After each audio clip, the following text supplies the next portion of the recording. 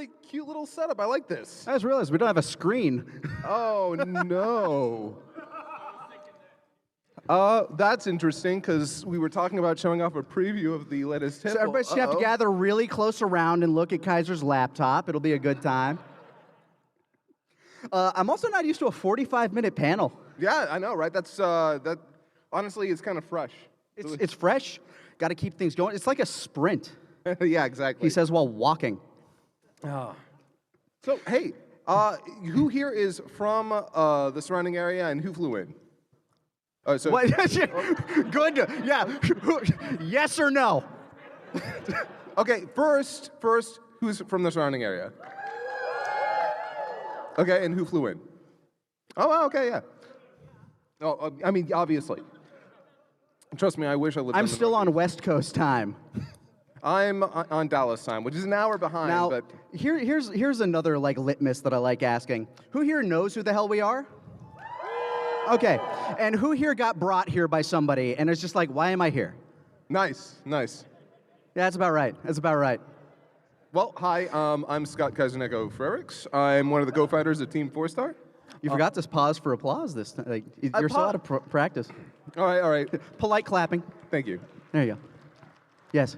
Pausing for applause always, like, I never even stopped to consider that. I never paused to consider pausing. Yeah, so Man doesn't stop.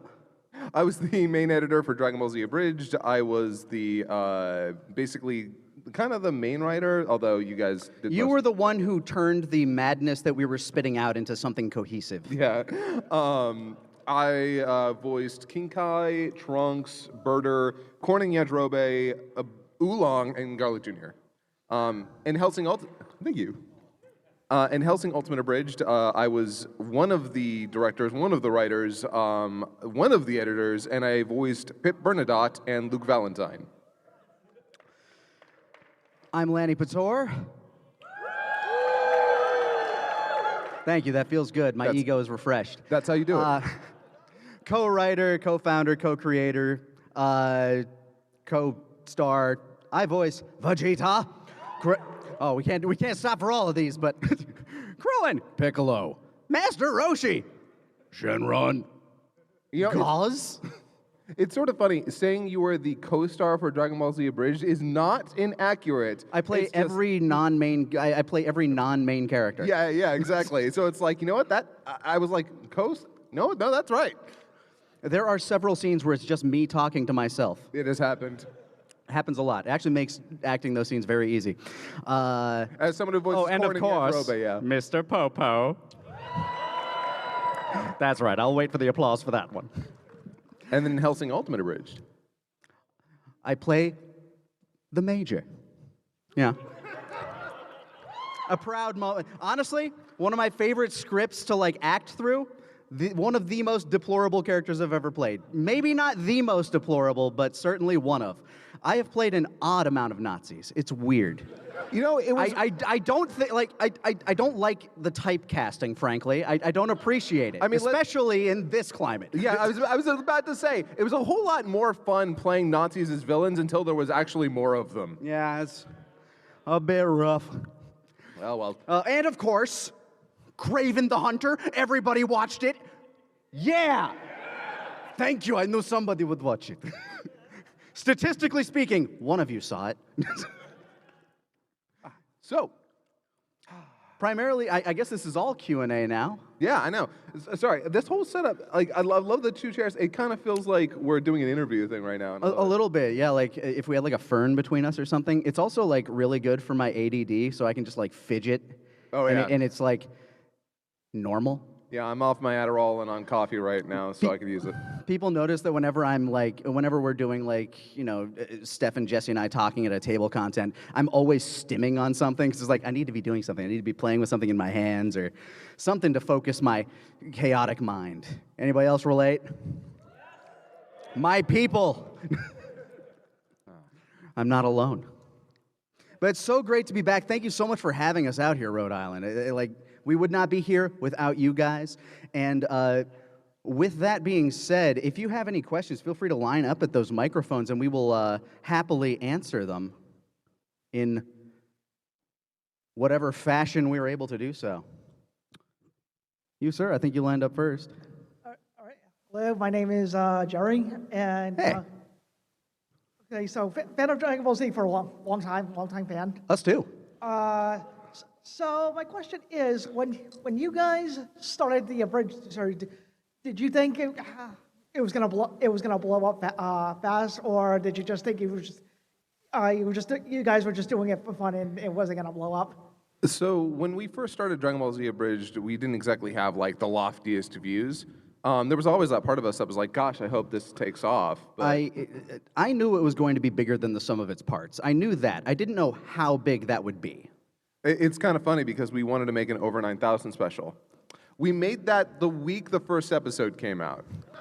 Yeah, we dropped the trailers on our individual channels for like the fact that we made the channel. It's like, I was making fun of him because at the time he was working on a Lupin the Third Abridged and making insane anime music video openings for everybody. And he had done like a 500 subscriber special or something at the time. And we dropped the trailer, and like the day of, it hit like 1,000. I'm like, dude, you missed the 500 mark. What? Oh, Lord. That was so crazy because, like, and I've said this many times before, when it came to quote unquote getting big, we weren't ready for 1 million subscribers. I was. No, we weren't. And we certainly weren't ready for 3. That was, it did get to that point where. 4? That one was easy. Like, Well, no, because at the point we got once to you've 4, had the third. Yeah, I mean, I'd like, 4 million. That's just 1 more million than 3. Big deal. That's not even. But no, it was actually only 1/3 more. Yeah, it was weird too because at the very beginning we obviously started as, I'm going to say it, pretty unprofessional, but then once And maintained that throughout. I think, well, like as we got bigger, it was kind of frightening because it meant that, oh shoot, we really have to actually like try and act more professional. We have to act like, oh wow, we have this big of an audience that needs to be reflected in some of the stuff that we make because we didn't want to. In doing so, we probably put some undue pressure on us that like From time maybe to time. messed with things, but Yeah, from whatever. time to time. Life is learning. Life is learning. Like that's why people stopped taking under construction off of their websites. We're always under construction. That goes unsaid. All right, thank you. Thank you. What up? What up? I just want to know if you guys want a really dumb gift. Yes.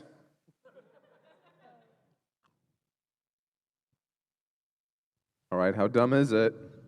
Can you guess what it is? It is a plank of thin wood. What? Go ahead. Tell me. It's mahogany. Mahogany. Still smells fresh. There are some people who swear to God that one of the lines from Hunger Games, where you remember that where he stabs, I think it's a door, and she's like, "Hey, that's mahogany." There are people who swear up and down that that's a reference to us. I don't think it is, but I'll take it. hey, you know what? It's an expensive, luxurious wood. Thank you. I will treasure this always. I also have. No, that's way too low-hanging fruit. I'm not giving you my wood. No. I was gonna say I also have expensive, luxurious wood, but anyway. Moving on. Hi. Hello. My name's Malahi. So nice to see y'all. Y'all were pretty much like my childhood, like into high school, into college. Ah, another gray beard just sprouted somewhere. Don't ask how old I am, or you'll disintegrate. But I have a bit of a twofer question. One, what is the funniest thing you've seen, either done by fans or on the road, in regards to like Dragon Ball Z Abridged or Dragon Ball in general? And two, this is specifically for Lanny. How does it feel to know that you are the hype? Well, to address that second part first, I think I always knew. Do you really believe your own hype that much? I am the hype! He said the thing! Yeah, see, that's called a setup. I do it like I do it on like show floors and stuff like that, so people will know where we are. That, and I'm just like, I like screaming. It's fun, and I feel like I'm pretty good at it. He's a screamer. I am. I'm a screamer, and no, I'm not letting you have my wood. There, see, that worked. Working it in there, working the wood in. Let's see. Funniest thing in regards to DBZ on, okay, it's not DBZ, but Hellsing Ultimate Abridged. Melbourne, Australia. Oh no. When getting prepped for our 18-plus panel, just kind of getting the crowd hyped, the people at the convention decided to air the first episode. Like, this was back when I think we had like 2 episodes out, maybe 3. And as I was getting on the stage, it was when the major was doing his speech. Now, they have a different social filter in Australia. So I got up there, and I was like, oh, shit, Major's on there. Well, I may as well quote along. I started quoting, "Gentlemen, we are Nazis." And the entire crowd, without missing a beat, just stood up in full eland. Like, just sent it. Screaming it out loud. I don't know if there's video of it anywhere, but the look on my face, just, oh no. I can never run for office. I mean, I guess I can now, but I can't as a Democrat. But my World War II veteran grandfather would have been spinning in his grave. See, I don't want to know about my World War II veteran grandpa. My last name is Frericks.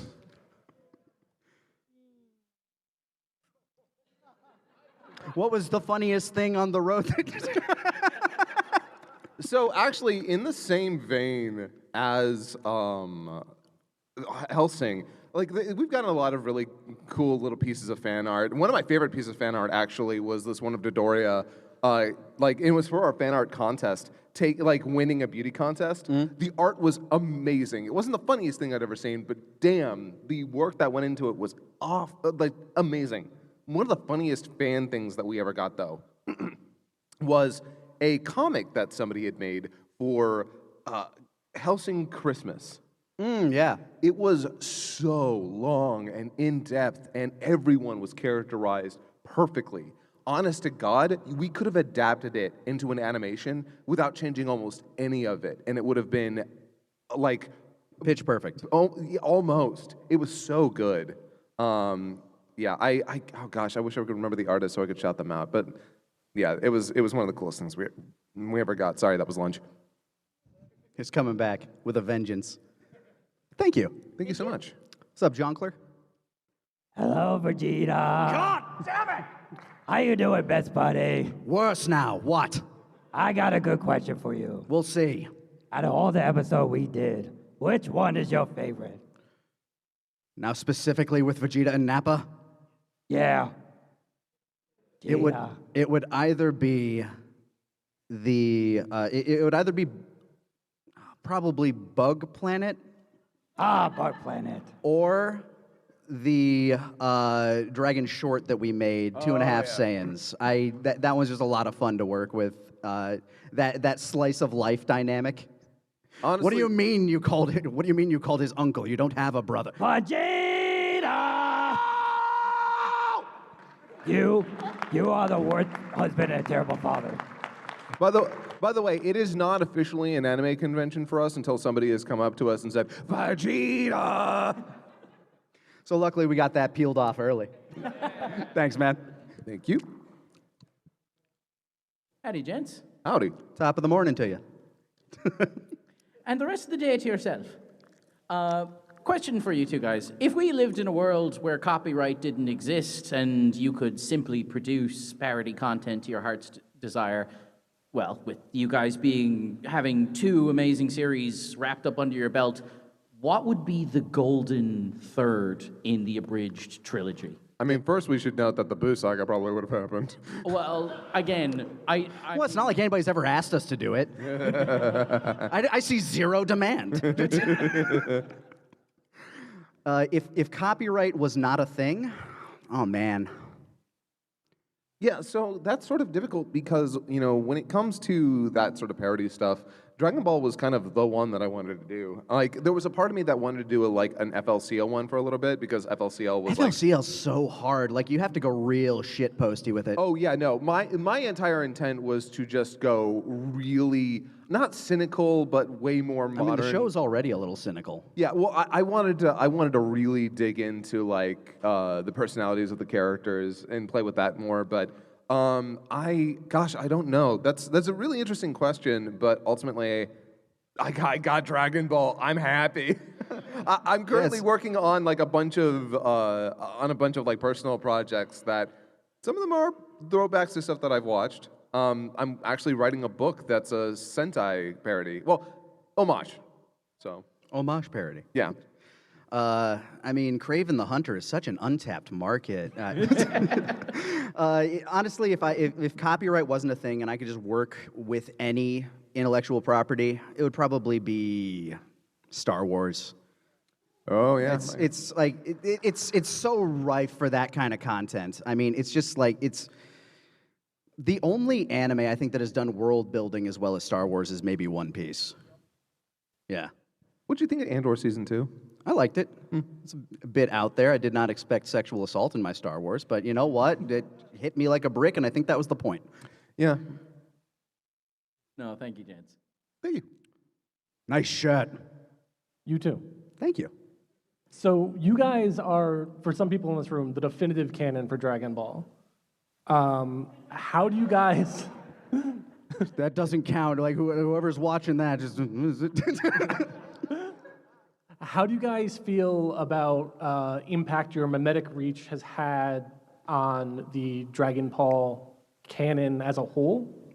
And do you think there's anything that the new Dragon Ball writers with the new content ripped off from you guys? No. I don't think there's anything that has ever been like ripped from us. The only thing I think that even comes close was the threatening Mr. Popo when he was threatening Vegeta about destroying his room again. That's the only one I think like maybe. Yeah. But even then, Mr. Popo was already seen as like this very stern guardian of his lookout. So Well, kind of. yeah, but like that's the first time I think like maybe they're giving us like a little wink there, like it or like one of the writers. I cannot say for certain for sure. That said, in terms of like the overall impact we've had, you can set your clock by it. Every 3 months or so, there will be a thread on some website saying these guys ruined Dragon Ball and I hate them. Ugh. So I understand why we're a bit polarizing in that fact. I like we have Mandela affected the shit out of so many people. So, by the way, when it comes to like any impact on the official series, I firmly believe that the closest thing, besides that one comment from Popo, is another Popo thing. There's the shot of Popo with his eyes, just the eyes. That even when I saw it, I was like, wait, what? I don't know if maybe somebody who was working on the storyboards or the art saw our show or has seen memes about it, but that threw me off. Otherwise, I genuinely don't think anything. That said, it is always kind of fun when you see our stuff get referenced in like other scripts. Like I think we've been referenced in the JoJo dub a few times. Yes, yeah, we got referenced in the Crab Baskets made it in there. And Yeah, I we got was so referenced in like psyched. the official Sonic comics. Yes, there's a reference to us, and I talked to that artist. Yeah, it was absolutely a reference.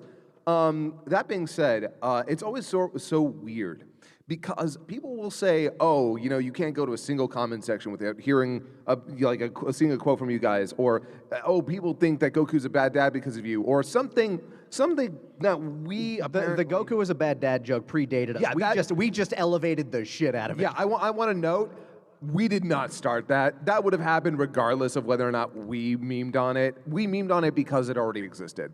That being said, it is always weird when people like, oh, when they want us to talk about our cultural impact. I don't know. I don't try to assume. I try not to assume like we made a big impact on Dragon Ball or not. And so it's like it is that weird thing of like, do I acknowledge that we are big or do I just try to avoid it? I don't know. So it's easier just to say we ruined it and we did it on purpose. Exactly. You're welcome. I think you guys are wrong and you've had more impact than you think. So. Oh, I've never been wrong before. Damn, this hurts.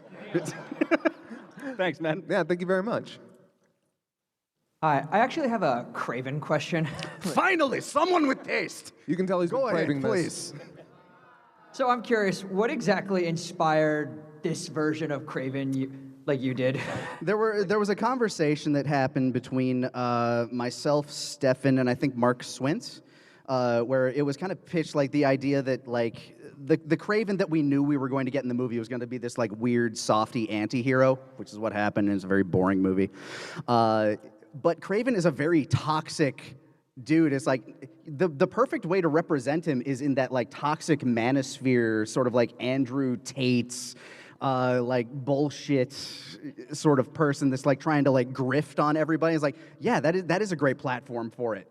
And at the time, I started training at this wrestling school, and I'm like, okay, no, I'm getting this kind of physicality down. Like I can lift people up and throw them around. I can fall on the ground and not get hurt.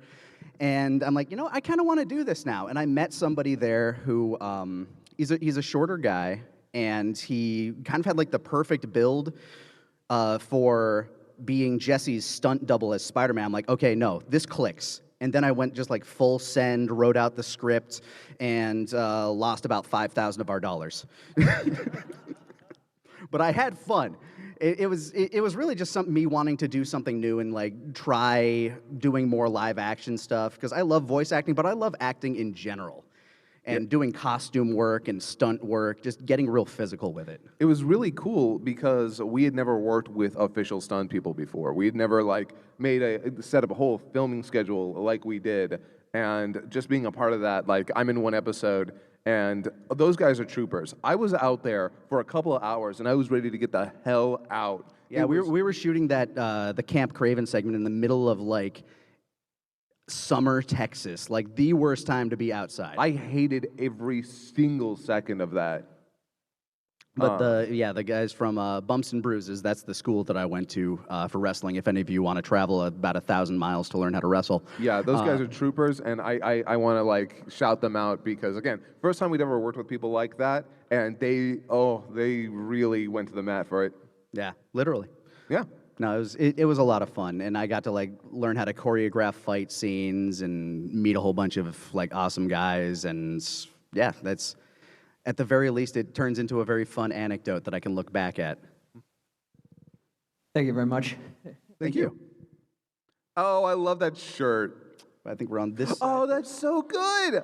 Oh, that's amazing. so good. Oh, I want to get a picture with you afterward if I can. Yeah. So, y'all have done at least a decent amount of, like, official voice actor work, or in some capacity, I know. Allegedly. Allegedly. I'm not going to say anything committal.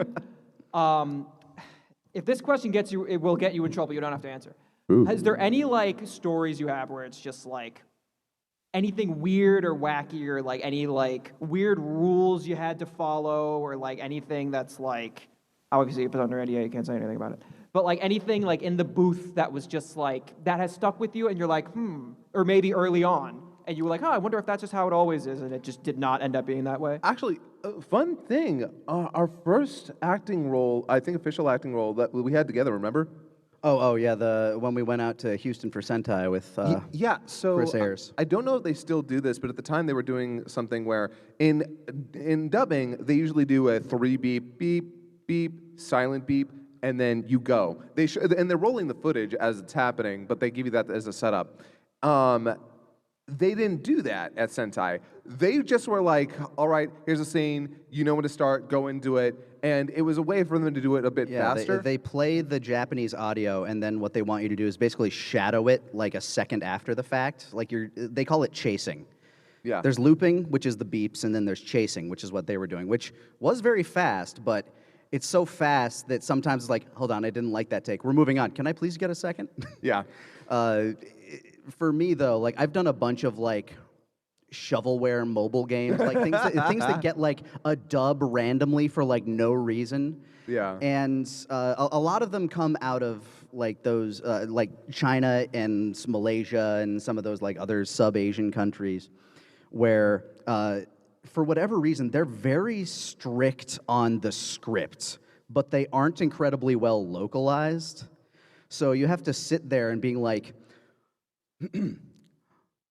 I have arrived to ensure victory for my people, and the people will be praising me. I'm like, how do you want me to say that? Are you sure I can't change some of those words? No? Okay. Yeah, usually it's because they're not, like, they need to keep it to whatever subtitles that they have, and they're not going to go back and change those subtitles. So you have to get it basically to script. It's, yeah. It can get real bad for some of those, but it's like, you know what? Whatever, you're paying me. Okay, I'm gonna do this, and I'm never going to see this game again. I do have a funny story, and this is it's not a negative one. So when we went into voice for Xenoverse, Xenoverse 2, we were brought in, and I had no idea what voice I was going to be doing. I think you'd already recorded it. I think it was the last one. And so when I got in there, Sabbath's like, yeah, okay, listen, we have like 2 voices left, and I know which one I want for you. Yeah? Yeah, we need you for the gay one. We need you effeminate, but we need a Frieza voice. Yeah. Well, and he flat out said, we need you for the gay one. And it was the the effeminate one. I'm the I want to basically make a Frieza character. You're posh, yes. proper. Yes, posh and proper. And I just loved doing it because I got to do Kame, Hame, Ha! It was so much fun. I'm not all that effeminate in my day-to-day, so when I get to play an effeminate character, I'm like, let's go. My favorite anecdote from that is he wanted me to play like a gruff Southern kind of guy. So you were basically the Rager. Well, I go in there and I start doing like, the voices, Kamehameha! And then we get to the Hercule lines, rolling dynamite kick! And I hear a click on the other end. I'm like, was that good? He's like, yeah, it's just, I know where I've heard that now. Because I was essentially just doing an impression of Chris Rager for this thing. It's perfect, though. I think that's perfect. It was fun. I love your outfit, by the way. What's up, sicko? Man too tall for microphone. Don't call him a struggle. Don't call him a sicko. He's representing all sickos. So regarding your influence in other things, they do say crap baskets in Shin Megami Tensei Devil Survivor 2. Oh my god. Oh my god. I was looking up the exact line. Daichi says, holy crap baskets, that was terrifying. Osaka's a death trap. We've cracked the line. I kind of stared. By the way, as someone who's been to Osaka, only if you act out of turn. I do have a question. So if you guys could voice any character, like outside of TPZ, just any character at all, who would you guys like to voice? I'd love to voice Rocket Raccoon in something. And not for the furry reasons, but I remember I was watching Guardians of the Galaxy and I was like, yeah, I love this little guy. Oh man, I wish I could do that. He's so much fun. I love playing a little that gruff voice. And so the idea of playing Rocket Raccoon someday, I love that idea. Wolverine. Yeah, okay. 1000%. I'll be Rocket, you be Wolverine. Have there been comics with those two together? I feel like they've had to have paired up at least Rivals once. has a comic now, so Oh. must have. Yeah. But no, I like Wolverine is one of my dream roles for sure. When I was growing up, I actually really wanted to play Spider-Man. Wow, a lot of them are going to be Marvel characters, aren't they?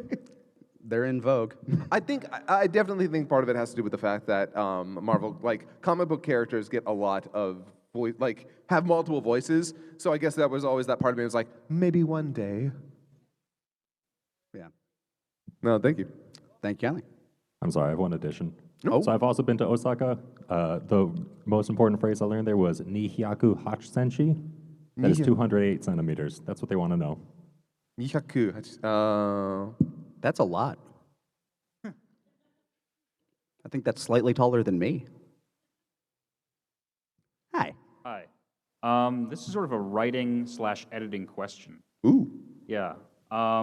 Which character was the hardest to work into jokes because of either not having Gohan. any? Okay. Sorry, I'll let you finish. Yeah, not having many roles in the story, or just not having many clips where they're doing something. Actually, Popo was easy to write in, hard to edit. Specifically because you always had to flip his mouth. Yeah, so he's not smiling as much in the original version. At all. Yeah, I had to fix that. Also, one of the most monumental edits I ever made was actually getting rid of characters, which was Satan's disciples, or his students, in the Cell Saga. Yeah, the Madman went in and cut them out of every frame they showed up except for one shot. I missed one shot, and I'll forever be cursed by it. Their souls still haunt the battlefield to this day.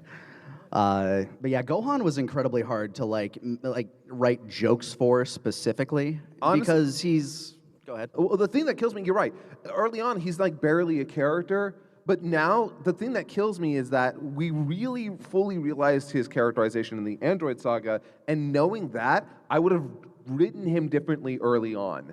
At least I would have known a little bit more what to do with him. I think it's good that it did happen then, because that's when he actually starts to develop as a character, though, is the thing. You're not wrong, but I also just kind of feel like we could have seeded a lot more earlier. Maybe if we actually covered the like little chunk where he was training with Piccolo, but we were like very much about like, nah, let's just get to the. Yeah, there's also like, so it's sort of interesting because with that original Saiyan saga, there's a lot that we could just skip or move past. And some of that Gohan stuff is maybe some of the best filler in Dragon Ball. Yeah. Whereas when we got to that, like the second season and especially the third season, the amount of episodes that we cover, like shrinks down quite a bit, and the episode lengths get longer. Once you're in the Cell Saga, we are way more granular. Yeah, we're doing like maybe 3 episodes per episode at that point, whereas in the beginning it was like 4, 5, 6. Yeah, there was a lot of skipping. Yeah, I think Gohan was definitely a character that we struggled with so much early on. And Krillin early on. He was like, we leaned on the crutch of him just being kind of a dick early. And then we finally, like, he started mellowing out a little in Namek, and then he died and came back and was much more mellow. Yeah, here's a little bit of a writing tip. Don't make all of your characters assholes.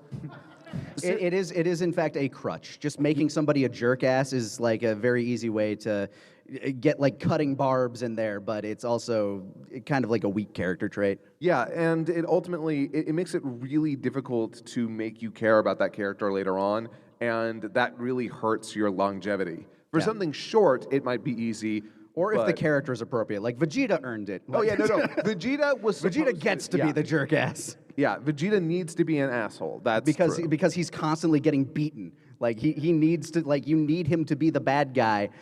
Like he gets to be an asshole so that when he gets his ass kicked, it's funnier. Yeah.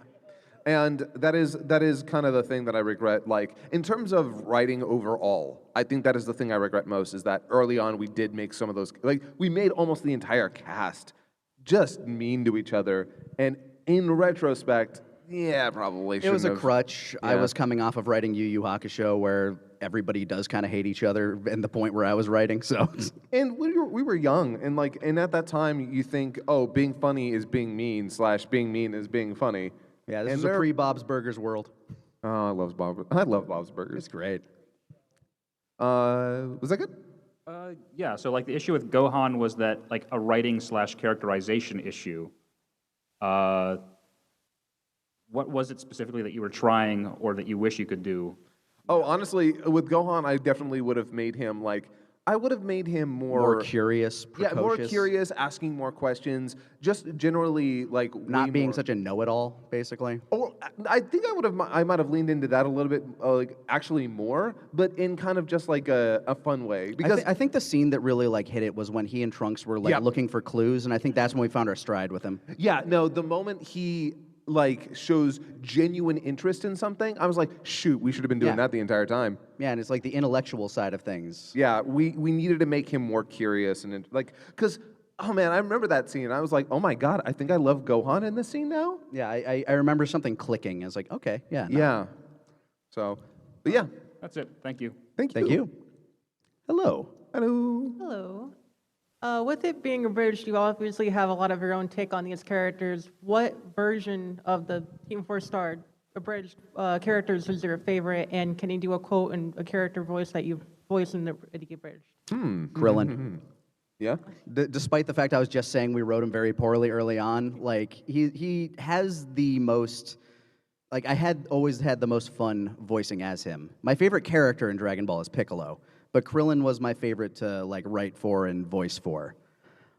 Actually, no, Vegeta was my favorite to write for. God damn, I like the Trinity. I got the Trinity there. Yeah, no, you were really the perfect pick for all three.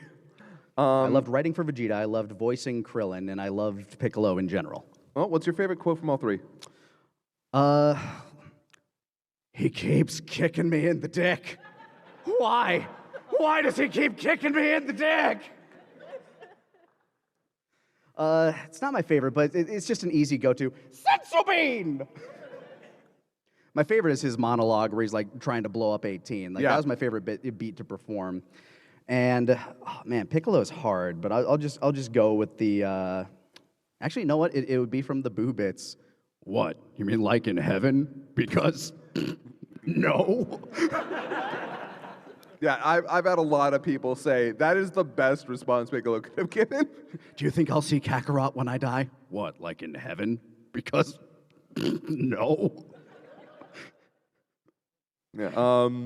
For me, I think my favorite character to actually play, which he's terribly obnoxious, and this like voice. And you quote nothing he says. Terribly obnoxious and quote nothing that he says. What, King Kai? No, I'm kidding. I'm doing a riff on a joke that we made consistently. Oh, yes. Keep up. Yes, and bitch. I'm not taking improv classes like you are. They're workshops, sir. Oh, okay. Actually, it'd probably be King Kai, because I just love doing. And by the way, not putting this anywhere close to my mouth right now. You're welcome. We have more respect for the equipment than that. yeah. Yeah, no, when it comes to any of the characters I play, King Kai might be my favorite. And whenever I get a cameo, or like has anyone heard of the app Cameo? Yeah, every once in a while, people will be like, hey, can you say happy birthday as a character? I almost always choose King Kai because, like I said, I can be an asshole, and that's easy. And one of my favorite lines from him is just, You assholes are gonna be here forever. I think my favorite King Kai line is the like, hey, I was taking a dump, taking a dump. I'm old, takes me a while, walked out. There's a tree in my living room. What's up? Hey, I was just taking a crap. I'm old, takes me a while. Came out, there's a tree in my living room. What's up? Just so casual. I love it. yeah. I think that was like one of my beats too. It feels. Yeah, no, I feel like that was. That's probably why I like it. I think that was something that you and I kind of workshopped, actually. But yeah, no, that's probably my favorite line. I also just kind of love playing Trunks. Whenever, like, regular earnest Trunks is fun to play. My favorite Trunks, though, is the one who's done. Like, I'm putting a moratorium on that right now. As my first decree, you shall only refer to her as Princess Trunks. Oh, hail Princess Trunks! No! Thank you for the participation. It doesn't work without everybody. Yeah, love you too, Dad. Golf. What's up? Thank you.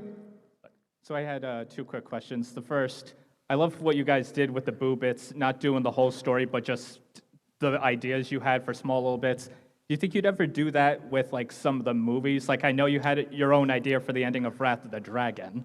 So I have actually thought about it.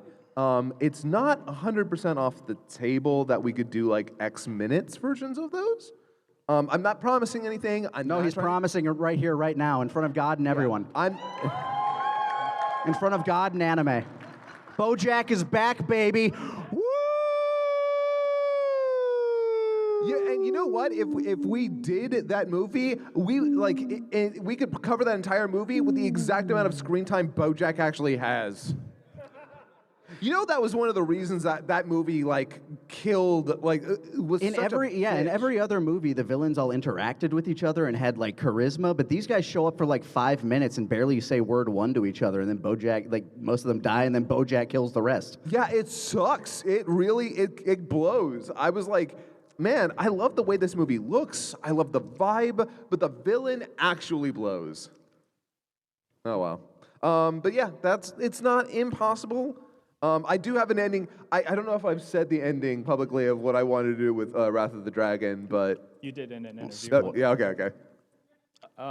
My second one was, if you had gotten to do one more December like you wanted to for favorite Dragon Ball music, what do you think would be your 3 favorite lyrical songs, like your top 3?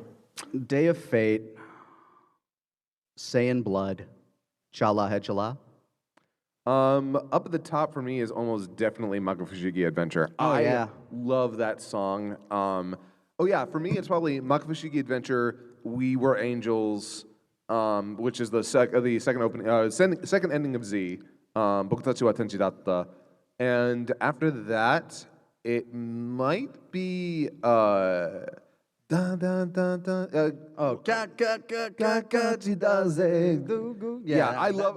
It's so.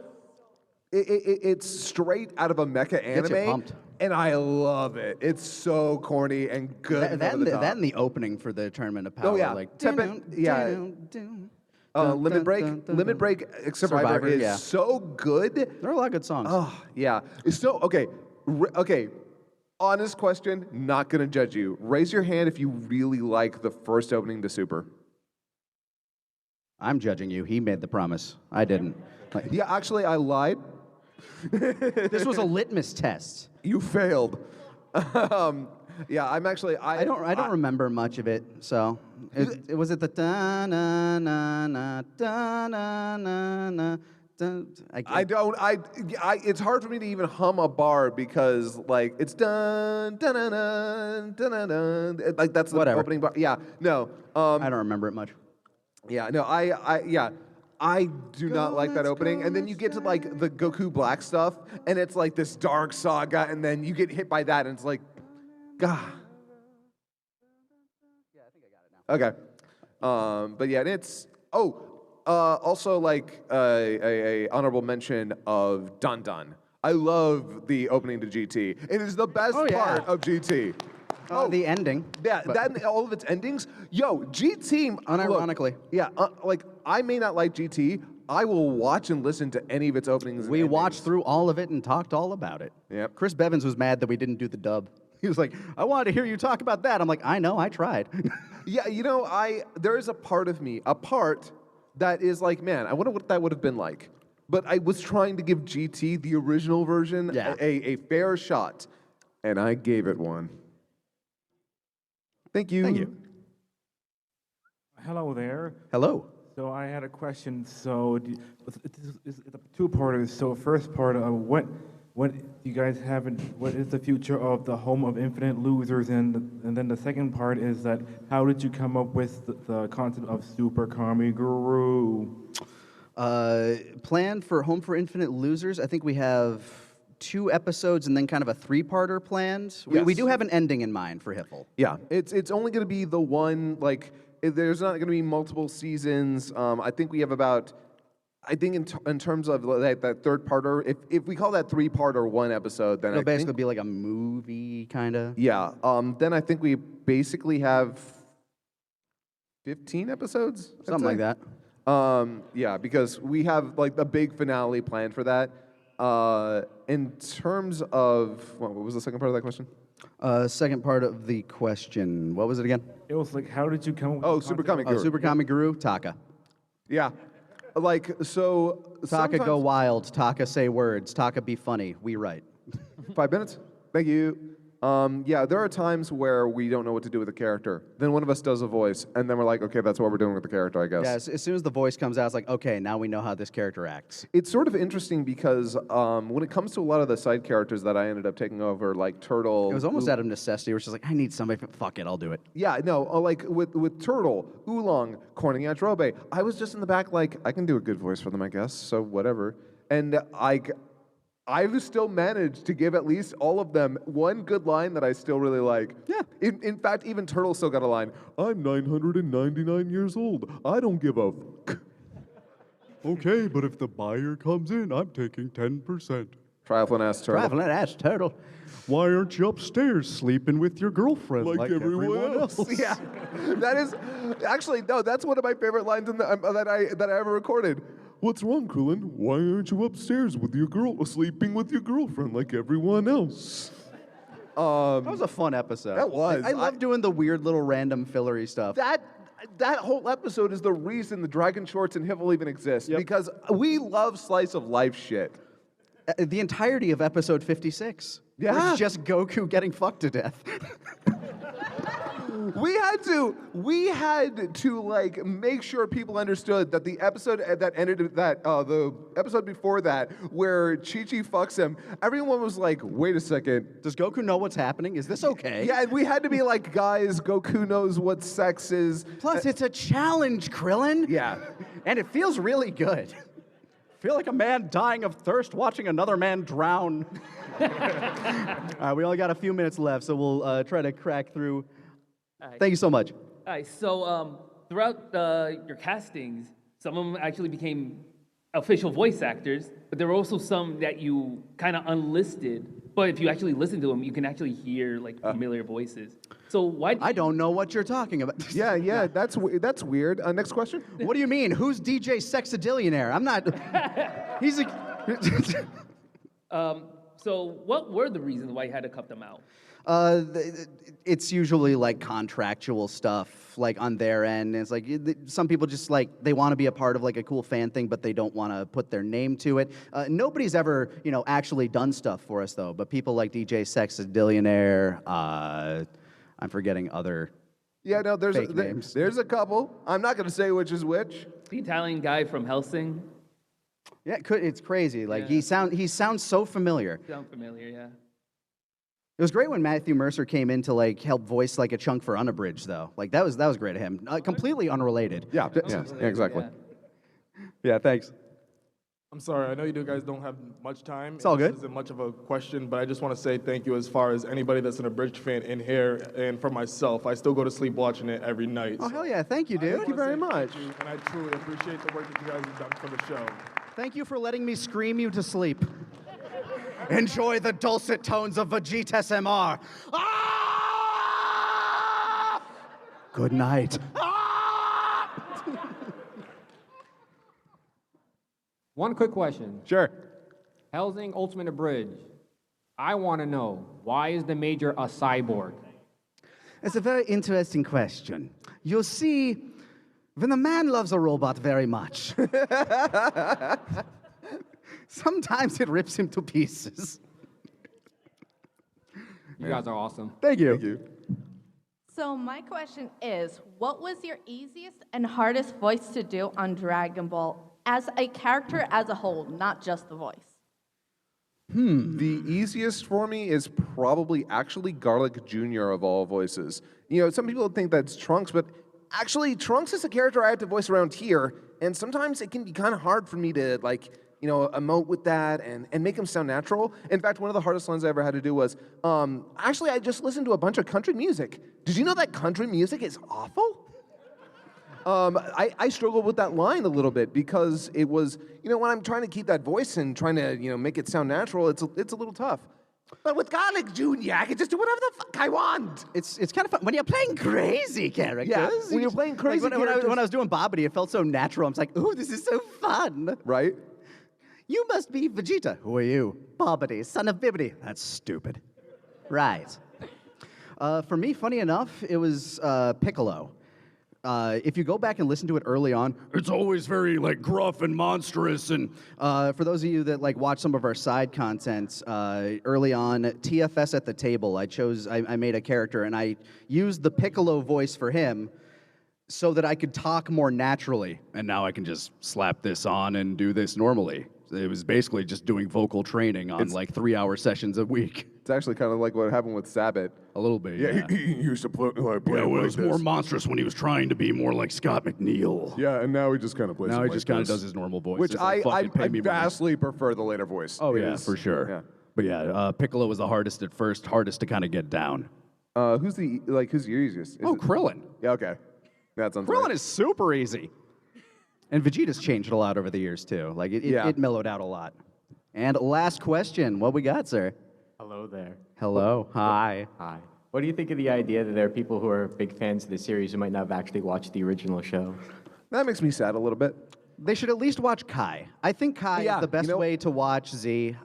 Dragon Ball still super holds up. Yeah, look, if you haven't seen the original Dragon Ball, you are depriving yourself of the best Dragon Ball. I am not kidding. It's so Nobody funny. watched Dragon Ball. Let's go. Yeah, it's super cute. It's super fun. It's got amazing music. It's got beautiful backgrounds. Some great action scenes. For its time, it's incredibly well paced. All things considered. It's very good. Please give the original Dragon Ball a watch.